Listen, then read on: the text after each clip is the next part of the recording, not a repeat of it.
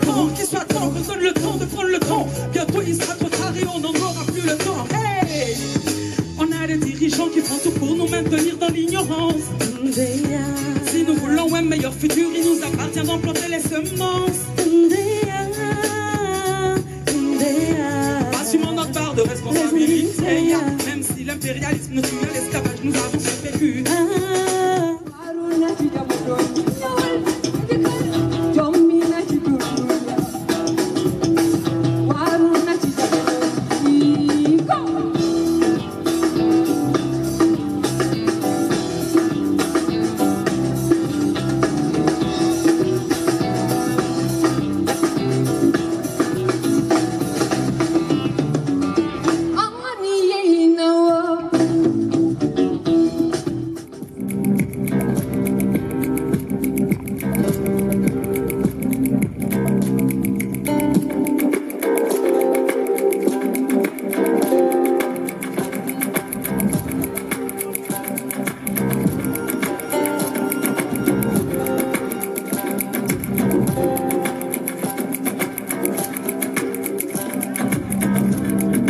Bonjour à tous et content de vous retrouver pour cette vidéo. Alors là aujourd'hui je suis du côté de Tennis, la résidence Tennis qui se situe dans le centre de Sali en fait.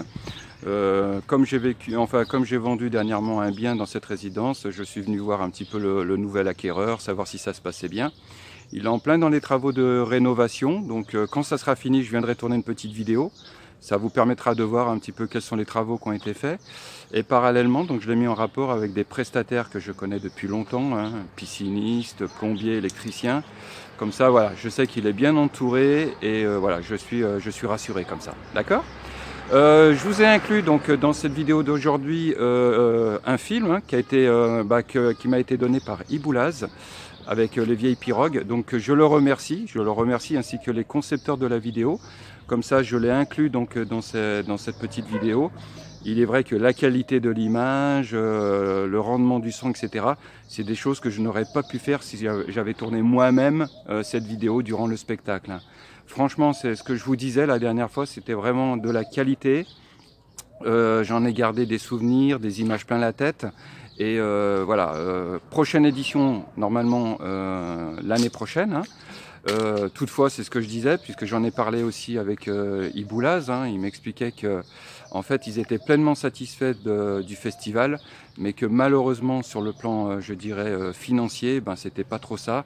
En fait, ils se retrouvent maintenant à devoir un peu éponger pas des dettes, mais à devoir payer les trous manquants et de leur propre poche. Donc, ça me chagrine parce que voilà, c'est des gars bien dynamiques qui essayent de faire bouger la résidence. Et voilà, ils n'ont jamais fait le festival ou leur soirée dans un but lucratif. Ils ont toujours fait ça dans un but, je dirais, de donner de l'ambiance, de faire connaître Sali, de donner une autre image de Sali. Et là, qu'ils doivent mettre eux-mêmes la main à la poche pour essayer de combler les trous. Voilà, je trouve ça un peu triste. Et donc j'espère que l'année prochaine, ça ira nettement mieux. D'ailleurs, je me pose même la question de savoir si, avec la chaîne, on essaiera de notre côté, à notre humble échelle, de faire promouvoir leur futur spectacle. Voilà, ça c'est des questions que je me pose, d'accord? Donc là je vais aller vers la piscine, vous filmer un petit peu la piscine, et puis j'aborderai un autre sujet qui concerne les visas, parce que je m'aperçois qu'il y a peut-être un couac actuellement concernant la délivrance des visas. Sur ce, à tout de suite.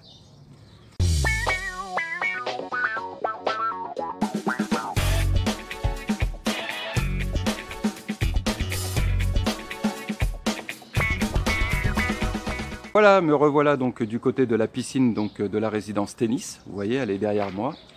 Et à cette heure-là, donc là, il est quelle heure? Donc il est 1h moins quart, donc c'est vraiment calme en fait. Hein. Donc j'en profite un petit peu pour faire cette vidéo. Alors aujourd'hui, oui, je ne l'ai pas précisé dans mon intro, en fait, c'est férié ici au Sénégal. Puisqu'aujourd'hui, donc la confrérie des Tidianes est en fête. Hein. Donc ils se retrouvent dans la ville de Tivaouane. Et en fait, tout est férié. Aujourd'hui, donc tout est fermé. Et les activités, je dirais, enfin l'activité économique reprendra dès demain, d'accord? Il faut savoir qu'au Sénégal, on a quand même pas mal de fêtes, hein, de jours fériés, hein, puisqu'on a les fêtes, je dirais, musulmanes dans le calendrier, donc, ainsi que les fêtes catholiques, chrétiennes. Donc les deux sont additionnés, donc ce qui fait que dans l'année, bah, ça nous arrive assez fréquemment d'être en jour férié. Donc voilà, aujourd'hui tranquille, moi je suis allé au bureau quand même pour traiter quelques mails, et là j'en profite pour faire la petite vidéo, et puis ensuite rentrer tranquillement à la maison. Voilà. Alors vous voyez la piscine, voilà, la piscine de tennis, hein, pour moi c'est voilà, c'est l'une des plus belles piscines de résidence. Hein. J'ai l'occasion d'en côtoyer, et j'aime beaucoup celle-ci parce que bon, elle est calme, elle est peu fréquentée, et elle est très bien entretenue. Alors dernière chose que je voudrais aborder, ou revenir du moins dans cette vidéo, c'est que je suis en train de me rendre compte qu'au niveau de la délivrance des visas, que ce soit donc le visa pour le regroupement familial ou bien le visa Schengen, bah, il y a du retard actuellement. Alors je suis en train d'essayer de voir qu'est-ce qui se passe, puisque le premier à m'avoir interpellé là-dessus, bah, c'est, si je me souviens bien, Babacar Gay, qui m'avait envoyé un mail et dont j'avais parlé dans ma précédente vidéo. Et là, une abonnée donc de Bordeaux, d'ailleurs je la salue hein, si elle voit la vidéo, m'expliquait qu'elle, pour une demande de visa Schengen pour son compagnon sénégalais, bah, c'était un peu similaire, c'est-à-dire pas d'information, un délai rallongé, un délai d'attente rallongé.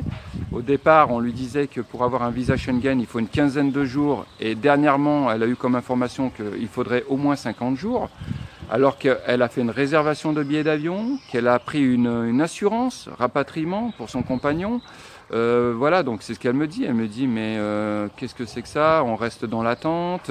Le passeport également est bloqué. Donc voilà, donc c'est bizarre. Honnêtement, je trouve ça un peu curieux. J'ai commencé à essayer de me renseigner pour savoir un petit peu ce qu'il en était.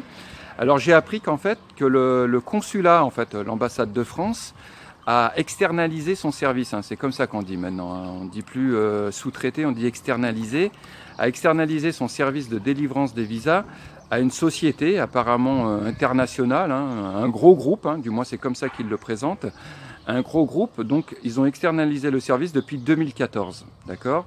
Et donc ce gros groupe qui s'appelle, alors que je vous dise plus de... Zut, je l'ai plus en tête, FSV, je crois, un truc comme ça. Voilà, je vous le remettrai hein, dans la vidéo exactement. Donc voilà, je vous remettrai le nom de cette boîte.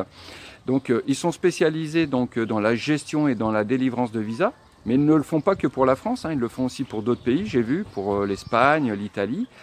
Et donc c'est une boîte privée qui gère ça. Et ils sont rémunérés d'ailleurs, hein, quand vous faites une demande de visa, par exemple, là j'ai vu pour le devis, j'ai vu la facture pour le devis Schengen. Bon bah voilà, je crois que le visa Schengen coûte dans les 60-65 000 francs CFA, et il y a 15 ou 18 000 francs pour le prestataire, donc pour cette société-là, d'accord? Donc voilà, et donc il y a du retard, il y a de l'absence de communication, etc. J'ai essayé moi-même de leur envoyer un mail, donc simplement pour avoir des informations, c'est ce que j'expliquais, hein, simplement pour savoir un petit peu ce qu'il en était. Et le mail m'est revenu illico presto, simplement avec un message en anglais qui me stipulait que la boîte mail de la société était pleine et que mon mail ne pouvait donc pas être réceptionné. Voilà.